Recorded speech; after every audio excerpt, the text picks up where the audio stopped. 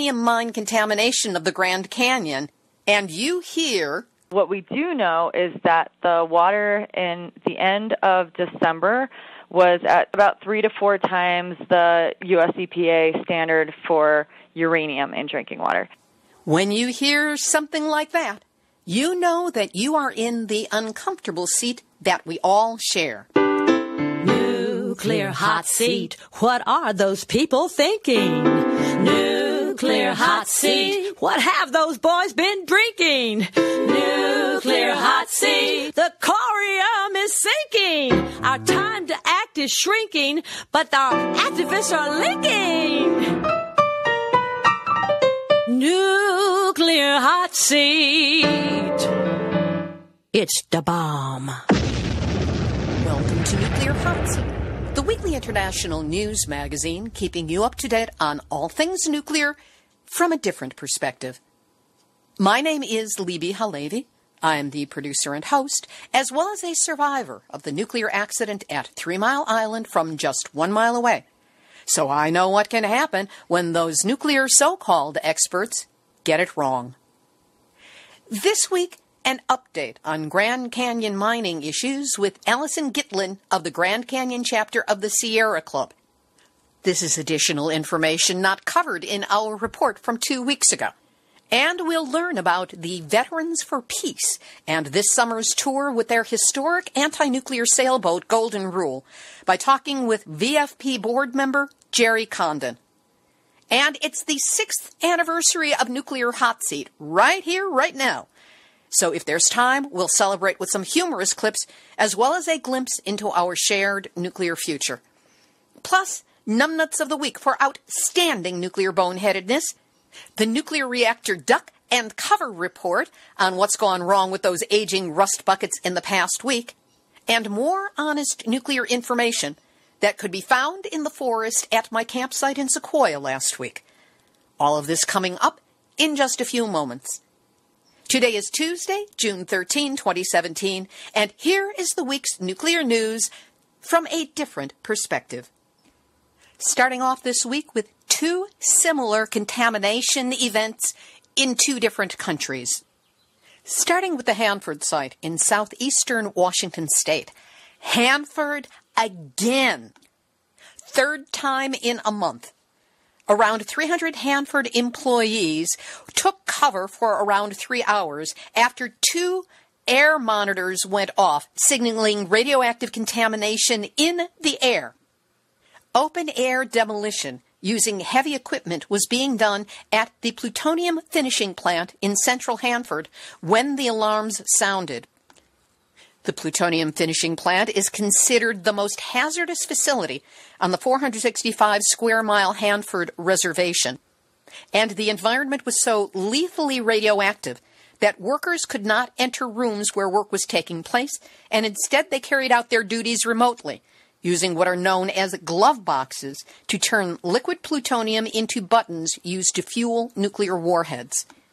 According to reports by Susanna Frame for King 5 Television in Seattle, investigators said that workers were removing some of those huge, highly contaminated glove boxes from the side of the building on Wednesday, and fixatives were applied inside of them to stabilize the radioactive particles and prevent their spread. But the effort failed. On Thursday morning, the alarm sounded, and high winds had swept the contamination off the boxes and onto the site. King 5 has confirmed that alpha radiation was detected. Plutonium is an alpha emitter, meaning radioactive plutonium had escaped in a fine dust form. The contamination was found on stairs leading to a trailer where workers put on protective gear, on sidewalks near a vehicle entrance gate, and in a parking lot where workers park their personal cars.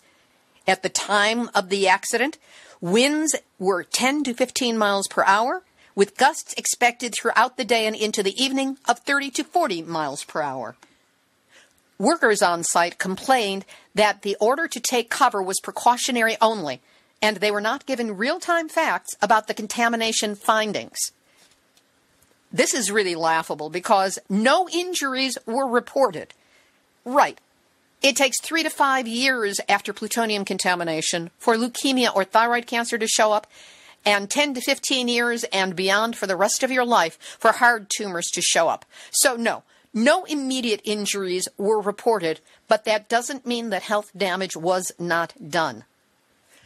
A veteran Hanford worker, according to the King 5 report, says that they knew an event like this would happen because CH2M Hill, the demolition contractor, was, quote, rushing the demolition and, quote, not listening to workers. Of course, a spokesmodel for the demolition contractor took exception to that, saying, if someone feels the work is moving too fast or isn't safe, we would expect them to stop it. And we all have the responsibility to do that. A grand case of blaming the victims for not stopping their victimization when all financial incentives are to continue what you're doing that created the victimization in the first place. After the take cover order was lifted, workers were allowed to leave buildings with instructions to avoid contaminated areas. That would mean, in essence, avoiding the Hanford Reservation. And just today, word of another accident at Hanford where workers were exposed to toxic vapors. A total of 5 employees were sent to medical facilities for evaluation of their possible exposure to toxic vapors.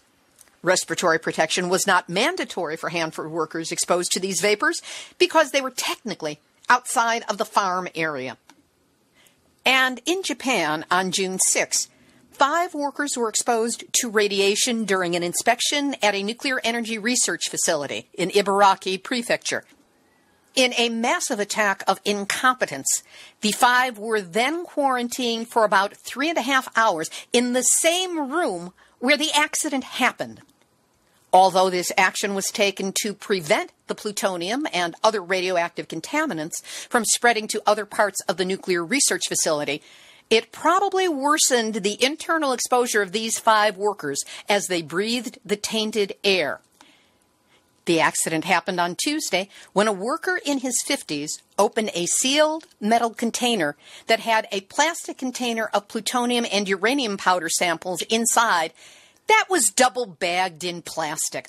Wow, what a high-tech solution. At some point, the bag ruptured, ejecting powder in the air. Not unexpected, because the plastic bag was placed in the container and sealed in 1991. Plastic just doesn't hold up that long. Lung checks showed that the man in his 50s had 22,000 becquerels worth of plutonium-239 in his system, an unheard of amount. 3 of the other 4 had between 5,600 becquerels and 14,000 becquerels worth of plutonium that they had inhaled. The protective clothing and gloves worn by the 5 employees were contaminated. Although the workers all wore face masks that cover their mouths and noses, exposure of up to 24 becquerels, apparently from plutonium, was confirmed in the nasal cavities of 3 of them. What really gets me is this statement by the Japan Atomic Energy Agency, which says, so far, none of the workers has complained of health problems. How specious can you get? Again, 3 to 5 for leukemia or thyroid cancer, 10 to 15 to whenever for hard tumors. And you're talking about, within 48 hours of the accident, nobody was sick. You see how they use their playbook on how to twist perception of danger? So there's radioactive contamination, plutonium contamination of workers at the Hanford Reservation and in Japan. And the beat goes on. Speaking of which, Nuclear hot seat, nuclear hot seat, nuclear hot seat, numbnuts out a week. The short-sightedness of post-Fukushima Japan continues to mystify and stun sane people. It has come to light that Japan is now burying radioactive rubble in the schoolyard of primary schools in Yokohama. That's radioactive debris that they schlep 266 kilometers, or 165 miles, from one site to another. Now the question is, why would they do this? According to comments on nuclear-news.net, which suggests that you hear this with the thickest possible sarcasm, the answer is, well, I guess it's better than sitting unprotected in barrels on the school grounds for years until the national government gets around to classifying the sludge as radioactive waste. And burying it on school grounds has a precedent in Fukushima that everyone seems to think is okay. So why would Yokohama treat it any differently? And, of course, no one has been harmed by this. Yet. 3 to 5 years for thyroid cancer and leukemia, 10 years and up for any other kind of cancer that might result. Japan, this policy, all of it, are this week's and long into the future's Nuclear Hot Seat, numbnuts out a week. Thanks to Beverly Findlay Kaneko and Jack Hero for their input to this numbnuts. Back to the U.S., where a nuclear reactor at Indian Point on Long Island was shut down on Monday, June 12, as crews worked to fix a leak. They reported a, quote, slight water leakage during the last few weeks. How can it be slight and a few weeks? At the Unit 3 power plant. Entergy officials say workers will replace 2 water seals that sit between the lid of the reactor and the reactor vessel. And remember, that water is what's used to cool the reactor vessel. What's ironic, except it's typical for nuclear, is that Unit 3 just returned to service last month after a $100 million maintenance and refueling project. Entergy officials say Unit 3 will return to service when the maintenance is complete, though they don't know how long that will take. Or how much it will cost. Maybe another $100 million. As local resident Gemma Dunn is reported as having said on News 12, any kind of leakage of that kind of reactor makes you wonder cancer-wise. Other U.S. nuclear reactor news in the duck and cover report.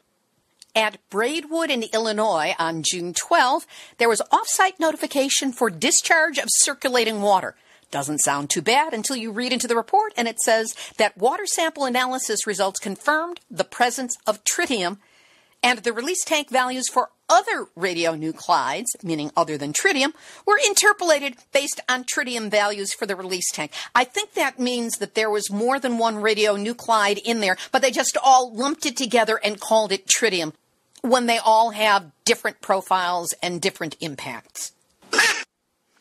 A hot shutdown at Susquehanna in Pennsylvania on June 8th.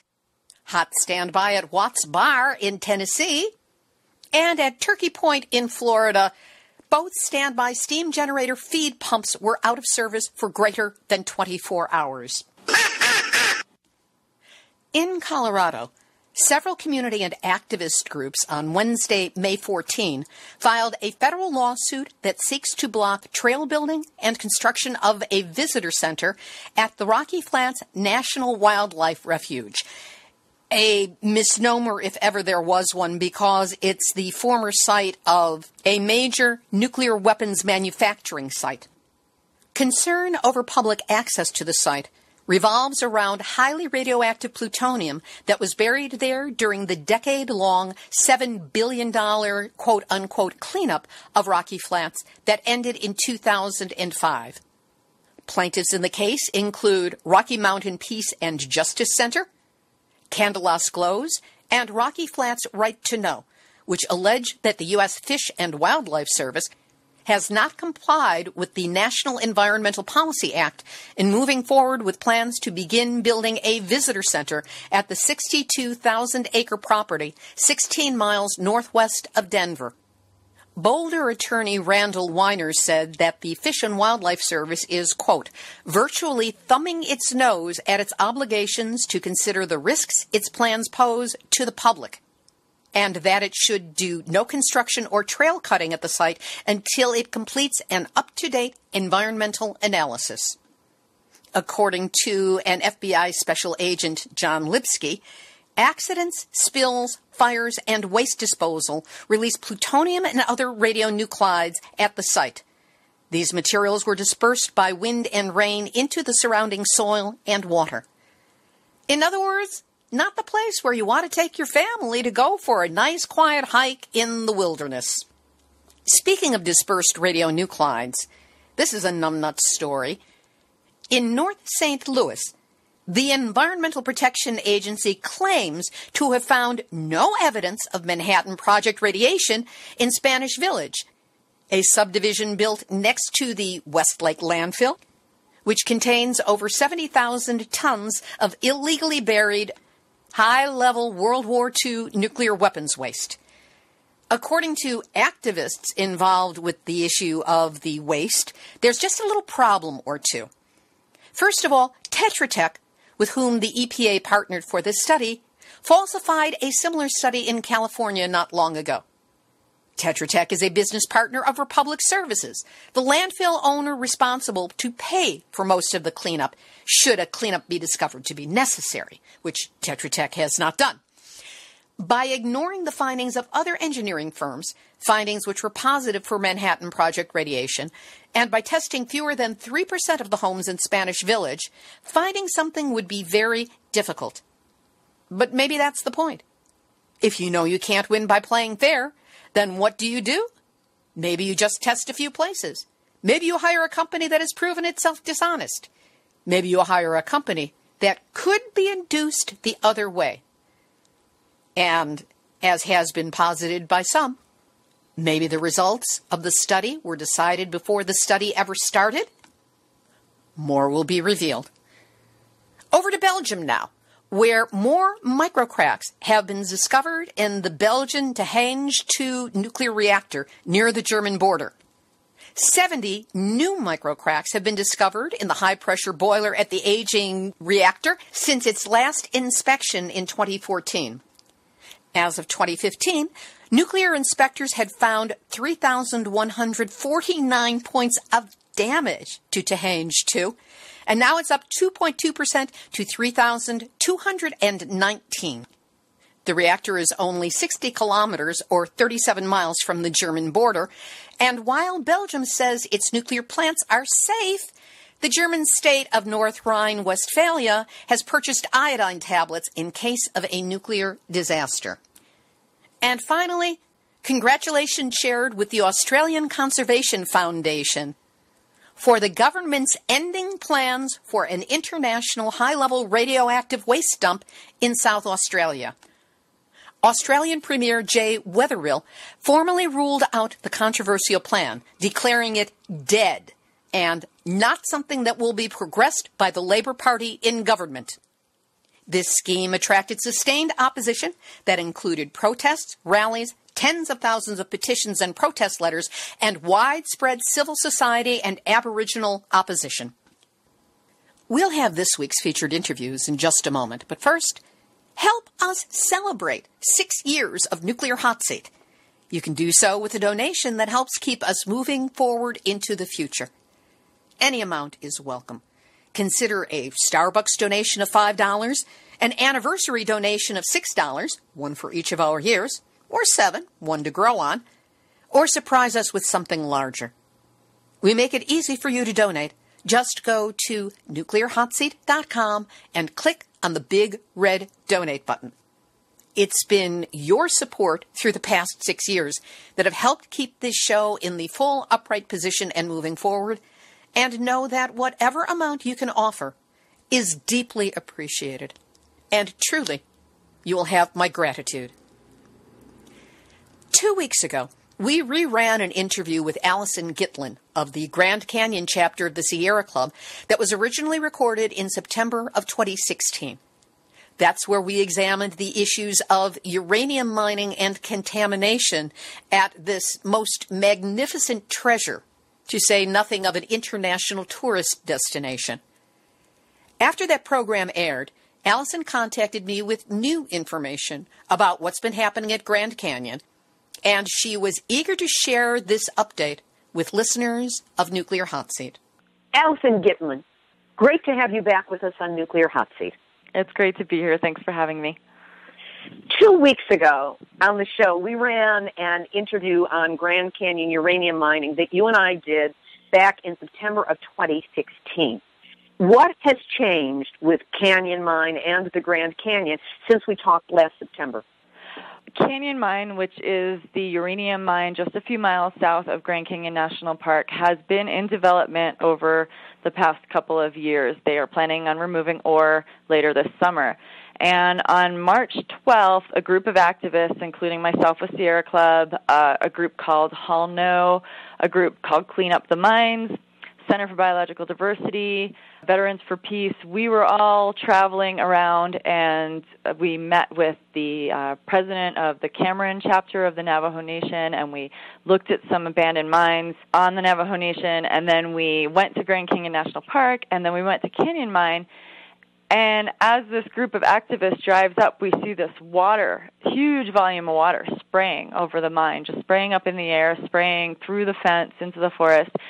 And we started asking some questions, and it turned out that Canyon Mine was filling up with water, taking on quite a bit of water. They encountered an aquifer about 1,000 feet down, and because of a wet winter, they were contaminated water across the Navajo Nation up to the uranium mill, which is in Blanding, Utah. There had been no notification to the Navajo Nation. There had been no notification to any of the other regional users of groundwater, such as the town of Tusayan, Grand Canyon National Park, which of course has a number of springs that flow because of groundwater that is below that area. They didn't notify the Havasupai tribe, who are downstream and very worried about their beautiful waterfalls and the water that they drink. And if this group of activists didn't drive up, we still might not know about this. It was very frustrating, and we've since done a little bit more research.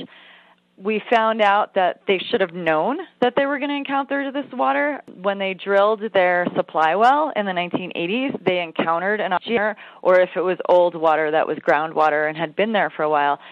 At that time, USGS determined that this was old water. It had been there for a while, and so it would continue to be there for a while.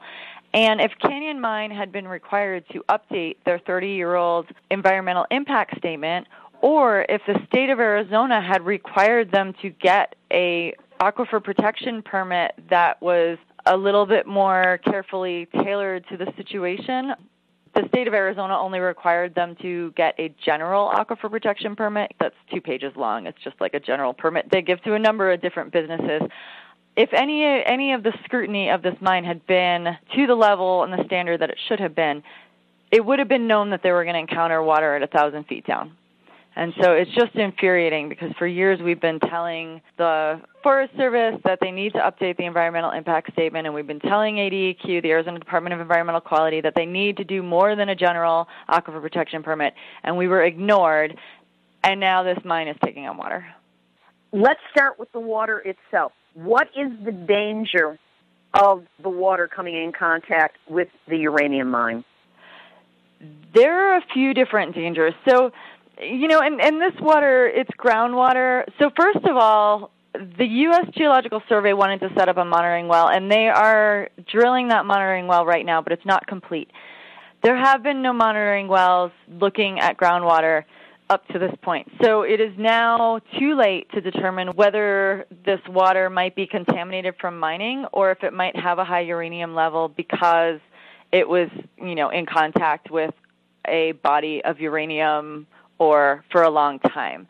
But what we do know is that the water in the end of December was at 29 times the U.S. EPA drinking water limit for arsenic, and it was at about 3 to 4 times the U.S. EPA standard for uranium in drinking water, which is very high. According to several people I've talked to, they said this is extremely high uranium quantity for groundwater in this area. And so they're taking this water. First of all, they're spraying it in the air. And we have film of it spraying through the fence, and yet everybody is insisting that it does not spray through the fence. But we have film. So, you know, obviously we're just hallucinating, but, you know, so are our phones that we're taking footage of this. But what we do know is that the water in the end of December was at 29 times the U.S. EPA drinking water limit for arsenic, and it was at about 3 to 4 times the US EPA standard for uranium in drinking water, which is very high. According to several people I've talked to, they said this is extremely high uranium quantity for groundwater in this area. And so they're taking this water. First of all, they're spraying it in the air. And we have film of it spraying through the fence, and yet everybody is insisting that it does not spray through the fence. But we have film. So, obviously we're just hallucinating, but, so are our phones that we're taking footage of this. And so that's the first risk is just, spraying it in the air. I think it's just completely unethical. The mine has not completed its permeability testing of the mine shaft. So part of the conditions of having this mine is that when the shaft was completely drilled, the mining company has to go in and figure out if there's a potential for water to leak out of the bottom of the shaft. And if there is, then they coat it with clay. That has not been done because the mine shaft was not complete at the time that this water started coming in. So nobody knows if there's a potential for water to leak further into the ground. The third thing is that they're taking the water now and they're exporting it to Utah. And it's been really hard for us to get numbers, but we know that between March 1st and March 20th, there were probably 1 million gallons of water exported off-site. December 28th, they exported a half an acre-foot. So we're concerned, in Grand Canyon National Park and in the Havasupai, not only of contamination dripping into their springs, but also of this dewatering. What kind of impact is this dewatering going to have on these springs? Some of these springs only flow a few gallons a minute. So if you're suddenly, exporting a few million gallons of water from the ground and sending them off to Utah, then how is this going to impact these springs that are dependent on our precious groundwater? We live in Arizona, so to be exporting it off-site and contaminating it potentially like this is infuriating. I can't believe how irresponsible they were. When you say exporting, what are they doing? They're just trucking it out to someplace else and then dumping it, or are they treating it, or are they recycling it? What happens when they remove this water? That's actually a really great question. So it's being exported on trucks. It's going through the Navajo Nation. The first time we saw it, those trucks were marked as petroleum trucks. The last time I saw the trucks, it seemed like they had taken those placards off, and now they just say non-potable water. So they're going through the Navajo Nation without the permission of the Navajo Nation or any awareness having been given to the Navajo Nation so that they could have emergency personnel on the ready to reply in case there was an accident and some sort of water release. They're going up to the uranium mill in Blanding, Utah, and once they pass through the gates of that mill, there is no requirement on behalf of the mill to have to tell us what they're doing with the water. We've had some people appeal to some regulators in the state of Utah, and it sounds like they don't have to tell us what they're doing with it. So we assume they're processing it. They did say that there was some information that they might be using it in their processing of uranium, but it's really vague. We're not really sure how that water is being used or disposed of once it enters that facility. Getting back to the Grand Canyon, given that this is happening so close to the Grand Canyon and it is impacting the waterways, what is the potential impact on tourists and backpackers and campers and hikers who are in that area for this beautiful natural wonder? That also is a great question. I've talked to a few people with the U.S. Geological Survey and the Park Service who study the groundwater that flows towards Grand Canyon. Where Canyon Mine is located, it seems to be very close to a divide where it may flow towards the Havasupai tribe's land, or it may flow towards the south rim of Grand Canyon National Park directly. And, of course, the Havasupai do live at the bottom of Grand Canyon west of the mine. And so we don't know if it's going, to the canyon via their lands or if it's going directly to the south rim. We also don't know how quickly it's moving, if it is moving at all. There have been some recent studies where they've actually, on the north side of Grand Canyon, the Park Service has been putting some dye into the ground, into sinkholes, and tracing where these dyes are coming out. And in some cases, these dyes move many, many miles in just a few days or a week. And in other cases, the dye isn't showing up at all. Well, the work hasn't been done on the south side of the canyon to really figure out where water is moving and how fast. And so we don't know if it could take like 1,000 years for the water to move or if it's going to take a few days. There's a lot of monitoring going on now, but there hasn't been monitoring in the past. So the Park Service and the USGS can't really answer the question. If you ask to have a Supai tribe, well, maybe it's going to take 1,000 years before uranium contamination reaches you guys. Is that okay? Well, for people who've lived on the landscape there for thousands of years, that's not very long. There's so little information here that we don't know. If you were a hiker, you may encounter springs that have uranium contamination, maybe in a year, maybe in a few years, maybe not at all. But nobody can tell you that right now. I know that there are already places where there are signs up saying, do not take water from this particular site. And there are radiation signs up there. So I have pictures of that, and I've been told that that is already the case. And this is within backpacking circles. What I'd like to understand, if it's even understandable, is who's accountable for this? Where's the pressure point? Who dropped the ball, and how can we get them to pick it up in terms of official or political response to this? Yeah. I know, I asked a lot. Good luck. Yeah, so, the most classic examples are Horn Creek and Salt Creek, which are below the Orphan Mine, which was a copper mine that turned into a uranium mine that got grandfathered in and was within Grand Canyon National Park. And after they closed, they were actually pointed to in the Canyon Mine Environmental Impact Statement in the 80s as an example of how uranium mining could be done safely. And then later on, the EPA went in and realized that Horn Creek and Salt Creek were highly contaminated and that the soil on the surface was highly contaminated as well around the mine. And so there's a big fence around it right now, and it's marked as like a restoration area. And, millions of taxpayer dollars have been sent to remove the head frame and have it, treated as hazardous waste and to try to reclaim the site a little bit, which means, removing some soil. But we don't know how to clean up groundwater. And so what happens in many of these cases, these companies, they go bankrupt. They sell out to a different company who sells out to a different company who goes bankrupt. And it's really hard to trace years after the fact who is responsible for contamination. And so very often mine cleanups end up being taxpayer funded.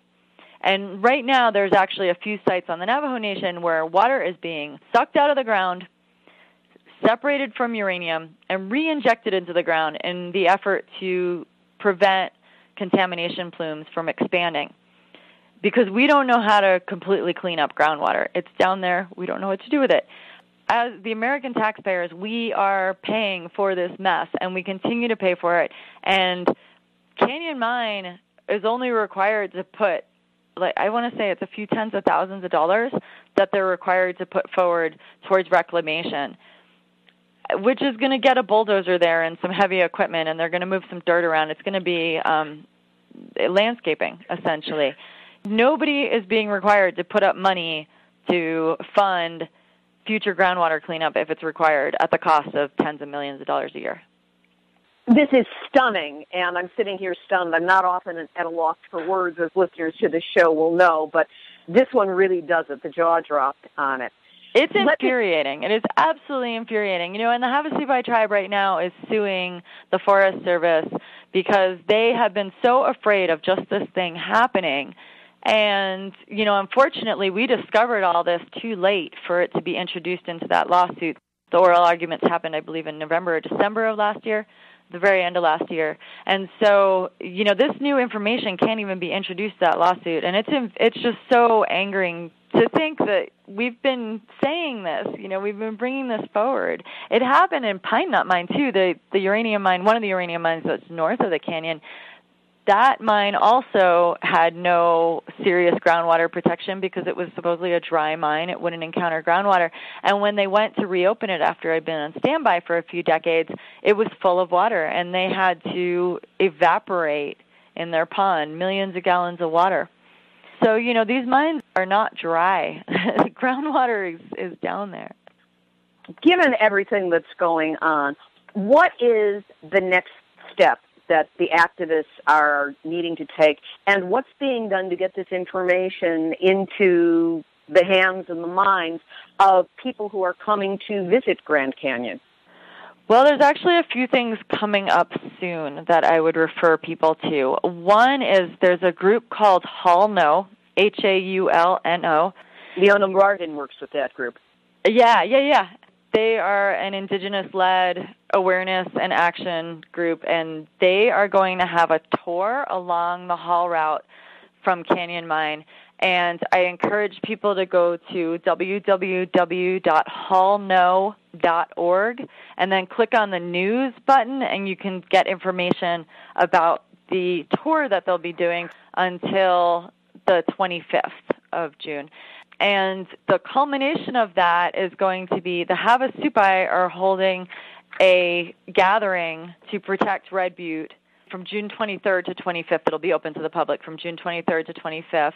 People can come out there, and there will be campsites available. It'll be near Red Butte, which is a Havasupai sacred site. And people can get more information about that. If they have questions, they can contact the Havasupai Tribal Council at 928-448-2731. So it's 928-448-2731. And I'll provide this to you for your website. Allison, clearly you and the others are doing important work and are on the front lines of trying to turn around what's been a runaway nuclear situation for a long time. And I commend you for it. We're in this together, and thanks so much for what you're doing. Keep us informed here at Nuclear Hot Seat. Anything comes up, we'll always have time for you on the show. I will. Thank you so much for the time and for getting the word out on this. It is hugely important, and I'm really glad that people are paying attention. That was Allison Gitlin of the Grand Canyon chapter of the Sierra Club. Her link will be up on the website, nuclearhotseat.com, under this episode, number 312. Now for our second interview. In terms of getting their point across to the world, the nuclear industry has a thick playbook and spends millions of dollars a year on public relations, on languaging, on spinning the information, on covering up the dirt that they leave behind, the work that they do. Sometimes all we have is our story and a boat. But these two together can be powerfully effective. To learn the anti-nuclear history of the sailboat Golden Rule and its current mission to raise awareness about the true costs of war, as well as the need to abolish both nuclear weapons and nuclear reactors, I spoke with Jerry Condon, a national board member of Veterans for Peace and president of the Golden Rule Committee. Jerry Condon, thanks so much for being with us today on Nuclear Hot Seat. Thank you very much for having me. Start out with telling us a little bit about Veterans for Peace, what the organization is, how it got founded, and what it aims to do. Veterans for Peace is a 32-year-old organization. Primarily, about 90% of us are actually Vietnam veterans. But we also have, believe it or not, we have a few World War II veterans among us still, Korea War veterans. In the last several years also have become an international organization. We have a very big chapter in London, England.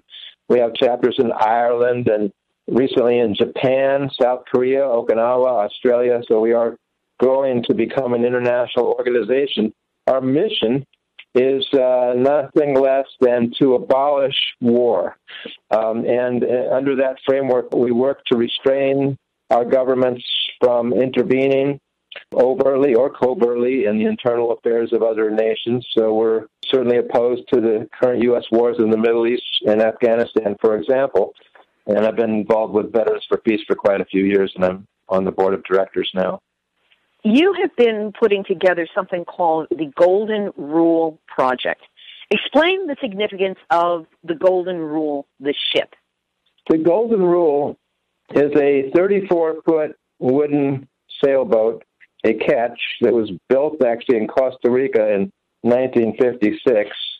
It's a historic boat. It has an amazing story. In 1958, 4 Quaker peace activists attempted to sail it from Los Angeles, actually San Pedro, near L.A., to the Marshall Islands to interfere with U.S. atmospheric nuclear bomb testing. They were actually stopped by the Coast Guard in Honolulu and arrested. Another American family with a boat called the Phoenix of Hiroshima completed the mission and actually succeeded in sailing into the nuclear test zone in the Marshall Islands. Between the two boats, they've got a lot of international publicity and actually raised the consciousness of the world about the dangers of radiation in the atmosphere. And that led to a lot of public pressure and eventually to President Kennedy in 1963 signing the Partial Nuclear Test Ban Treaty, along with the United Kingdom and the USSR. And that treaty banned all testing in the air, in the water, and in space, but allowed it to continue underground. The Golden Rule was then sold in Honolulu to another owner and did quite a bit of traveling around the world, actually, in the Pacific and in the Caribbean, and somehow or other ended up here on the north coast of California in Humboldt Bay. Its owner had neglected it. It was floating around the bay. Somebody rescued it and tied it up, but not well enough, and it sunk in a big gale. And it was pulled up onto the beach, Leroy Zerlang's boatyard here in Humboldt Bay in 2010, and it was a real wreck, and he was about to make a big bonfire out of it when he learned that it had this very special place in the history of the Cold War, and then started doing research and realized this is an important historic boat. And Veterans for Peace chapter up here in Humboldt Bay area found out about it and decided to undertake the huge effort of restoring the boat. They asked Leroy Zerlang if they could spend 1 year in his boatyard rebuilding and restoring this historic boat. And 5 years later, it was rebuilt and ready to sail. For the last 3 years, well, this will be our 3rd year in a row, which we're once again sailing for a nuclear-free world. Tell us about the activities of the crew of the Golden Rule when it docks in its different ports and takes its anti-war stance. Well, we have like a kind of an ongoing speaking tour, but we bring a sailboat and a crew along with us, and the logistics of that, as you can imagine, are pretty complicated and intense. But it's a beautiful boat. People just love it. It's got bright red sails with a peace sign on one of the sails and the logo for Veterans for Peace on the other. And it's quite a beautiful boat, and it has a big impact on people. And when people learn of the history, people fall in love with this boat. What we do is for the last 2 years, we've been organizing, well, for example, last summer, we were all throughout the Northwest in 30-some different ports where we had educational events about the dangers of both nuclear power and nuclear weapons and war, and hooked up with a lot of local issues. People were dealing with coal terminals and Bangor nuclear submarine base up near Seattle, bringing attention to these imminent nuclear dangers and making connections with sustainable energy causes and whatnot. And so it's been a really dynamic and well-received effort. This summer, we're going to be sailing all throughout California. We're actually leaving Humboldt Bay on Saturday, June 10th, and heading south with stops in Fort Bragg, Bodega Bay, San Francisco Bay, where we're going to be doing a peace action and sailing camp. And we're going to be going all the way up the Sacramento River and eventually back out all the way down the coast to Los Angeles and San Diego. It's going to be about a 3-month journey with stops at about 15 different cities, and we're really excited about it. There's a lot of people waiting for us. What has the reception been like in cities where you dock, especially when you give the nuclear information? People are very, very open. We try to not just be preaching to the choir. You know, we're really trying to reach out broadly. So we're reaching out to veterans, to Rotary clubs, to boat people, a lot of boat people who are, more or less apolitical, but love wooden boats. They really get the significance of this boat. So what we found is that, there's very, very few people who are enthusiastic about the prospect of nuclear war. So it's not really a divisive, polarizing issue like so many of our issues are. It's easy to reach people to talk about the dangers of nuclear power as well as nuclear weapons. And I think we're building support for, actually, this year we're sailing specifically with the mission to support the United Nations treaty to ban nuclear weapons, which is currently being negotiated and is expected to pass overwhelmingly in early July, despite the fact that it's being opposed by the U.S. government and the other nuclear powers. It's going to pass overwhelmingly by the General Assembly there. It'll make nuclear weapons illegal, just as other chemical and biological weapons treaties already make those weapons illegal. One can only hope that it has this kind of impact.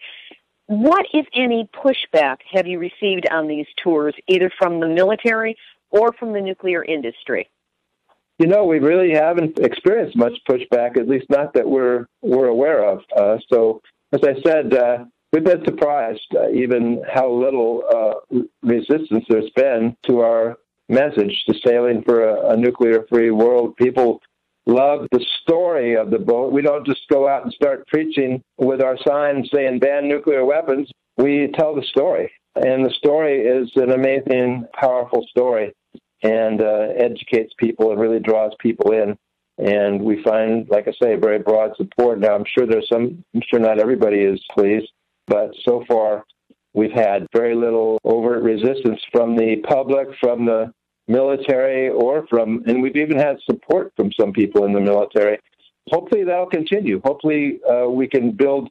I think it's certainly time, because once again, we have a situation in the world where nuclear proliferation is growing, where the threats of nuclear war is growing, where the U.S.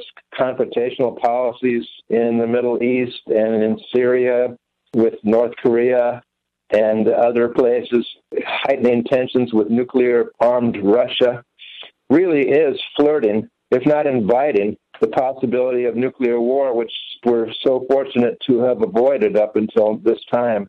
But this is very urgent, and many people are concerned about Donald Trump having his finger on the nuclear button. In fact, there's been new legislation introduced in Congress by Congressman Ted Lieu from Southern California and Senator Markey in Massachusetts.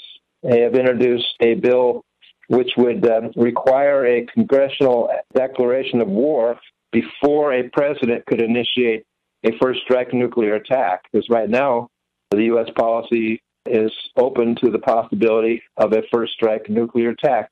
Donald Trump could decide to initiate a nuclear war. And so this bill would make that impossible. So Veterans for Peace is supporting that Markey-Lieu bill, which is called the Restricting First Use of Nuclear Weapons Act. And we're also supporting the UN Treaty to ban nuclear weapons, because ultimately that's really what needs to happen. For those of us here in Southern California who are going to be part of your route of docking, what can we do to support you? And is there any way that we can get you to speak at a particular event or a particular venue? We're always very, very happy to speak at every venue we can get to. And we will be in Southern California before long. In fact, we're going to be in Southern California beginning in early August. People can reach us at our website, VFP, that's Veterans for Peace, VFPGoldenRuleProject.org, or on Facebook at VFP Golden Rule Project. You can also reach our project manager, Helen Jackard, at her phone number, 206-992-6364.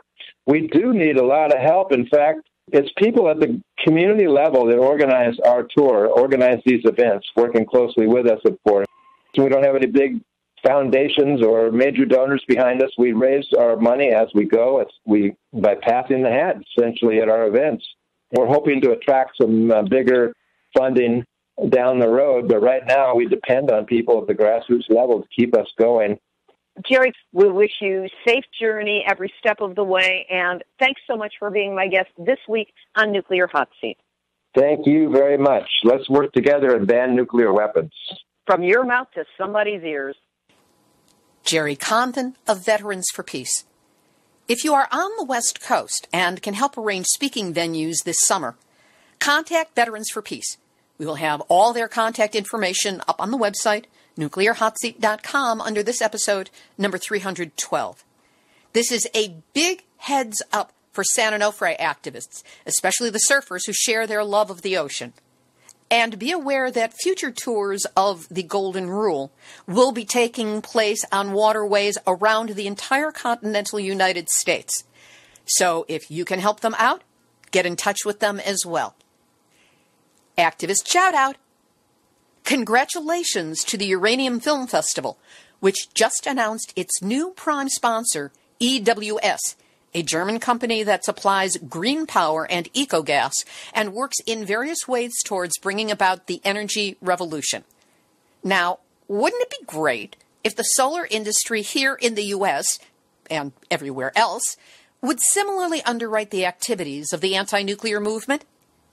As the song says, money makes the world go round, and while we in this movement squeeze every penny so that by the time it shows up it looks like several dollars, we still need those pennies to begin with in order to move our work forward.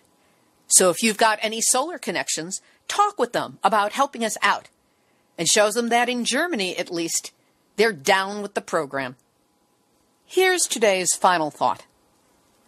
Recently, I met an accomplished film director at an entertainment industry event. When I told her that I produce a weekly program on nuclear issues, she said, "Is there enough material to fill a show every week?" You could hear my eye roll from across the room as I thought of the pile of stories sitting on my desk that I couldn't fit into that week's Nuclear Hot Seat because there wasn't enough time. And it's the same every week. And it has been from the start.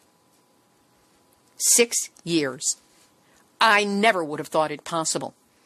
But, as they say in 12-step, one day at a time, one step at a time, one show at a time. And now there are 312 of them. Along the way, I have been privileged to speak with some of the most extraordinary people, from Dr. Helen Caldecott to the brave moms of North St. Louis, First Nation activists in Saskatchewan, and Native American activists from around the United States, dedicated activists in Japan, India, England, Ireland, Australia, New Zealand, Germany, Brazil, the Netherlands, South Africa, Switzerland. And it humbles me to understand that there is an international hunger for the information carried on this show. I have just learned that in May of 2017, Nuclear Hot Seat was downloaded in 122 countries. That's 10 more than last year at this time. And this is just from feedback from one of my online syndicators. To my one listener each last month from Sudan, Moldova, Slovenia, Azerbaijan, Brunei, and 25 other countries, thank you. From your individual seed of interest, may our mighty movement continue to grow. Of course, I don't do all this alone. I've been assisted by a great team of volunteers, all the big-hearted environmental warriors I've been privileged to interview, and whose expertise I rely on regularly behind the scenes so I can get the story right. My syndicators, Jules Stan at UCY.TV, Patrick Wilson of Activate Media, broadcast radio station WGRN in Columbus, Ohio, and all of you who repost the show on websites and networks around the world. My thanks to European correspondent Sean McGee and Fukushima correspondent Carrie Ann O'Connor. Then there's the Facebook posting crew. You didn't think the show got all over Facebook by accident, did you? They're headed up by the marvelous Tara Johnson Douglas, and the team includes Susan Laurel, Robert Cherwick, Jessica Hoagland, Vicki Hobbs Nelson, and my old college boyfriend Wesley Strubing, who I roped into doing this. Many thanks to my tech guru, Richard Viasana, who regularly saves my technical bacon, vegetarian bacon, that is. And especially my thanks to the donors and recurring monthly donors who help make Nuclear Hot Seat possible. As I say every week, and I truly mean it, without your support, none of this would be happening. So on behalf of myself and this movement, thank you very much. When I was sitting in Sequoia 6 years ago and got the hit to do my first podcast this Tuesday, I had no clue what I was getting into or where it would lead. I certainly could not have imagined all this. I have had a front row seat watching our movement rejuvenate, grow, and develop as activists continue to link, share strategies, support each other, communicate what we know, and attract others to our cause. We are everywhere around the world, making our voices heard all the way up to the United Nations. On good days, I see that we are making a difference. And on the inevitable bad days, I fear that all I'm doing here is narrating the rearrangement of the deck chairs on the Titanic. But hey, you gotta do something, or nothing's going to change.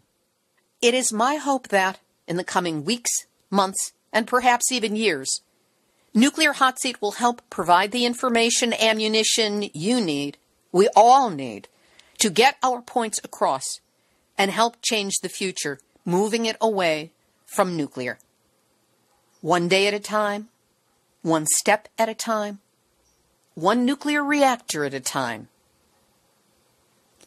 This has been Nuclear Hot Seat for Tuesday, June 13, 2017. Material for this week's program has been researched and compiled from the Uranium Film Festival, dailymail.co.uk, Newsweek, Harvey Wasserman and PRN.FM, Susanna Frame and King 5 News in Seattle, Tri-CityHerald.com and the reporting of Annette Carey, Department of Energy, Asahi.com, JapanTimes.com, Nuclear-News.net, Westchester News 12, DW.com, deunrenard.wordpress.com, the esteemed Hervé Courtois, the U.S. Nuclear Regulatory Commission event reports, thanks to Erica Gray, and a shout-out to you, the listeners of Nuclear Hot Seat, and all those who support this work. I still have some of those comic bits left, and I will use them on future programs. As for what's coming up next on Nuclear Hot Seat, why don't you let me know what you would like to hear me cover? I do rely on listeners to point me towards stories I otherwise would not know about, so don't be shy. Let me know. And if you have a skill you would like to contribute to the show, anything from researching to audio production to marketing to producing features and some more ambitious projects I'd like to discuss with somebody who could really take them on, reach out and let's talk. Start by sending an email to info@nuclearhotseat.com. Theme music written by me, sung by Marilee Weber, accompaniment by John Barnard, and recorded at Winslow Court Studio in Hollywood. We are copyright 2017, Libby, Halevi, and Heartistry Communications. All rights reserved, but fair use allowed as long as proper attribution is provided. That's my name, the name of the show, and a link. A reminder that if you appreciate weekly verifiable news updates about nuclear issues around the world, delivered with as much humor as is humanly possible, take a moment to send a supporting donation to nuclearhotseat.com. This is Libby Halevi of Heartistry Communications, the heart of the art of communicating, reminding you that anti-nuclear activism may be the height of a David versus Goliath battle. Just a reminder, David won. See? You've all had your nuclear wake-up call. Now do not go back to sleep, because we are all in the nuclear hot seat. Nuclear hot seat. What are those people thinking? Nuclear hot seat. What have those boys been drinking? Nuclear hot seat. The corium is sinking. Our time to act is shrinking, but our activists are linking. Nuclear Nuclear Hot Seat. It's the bomb.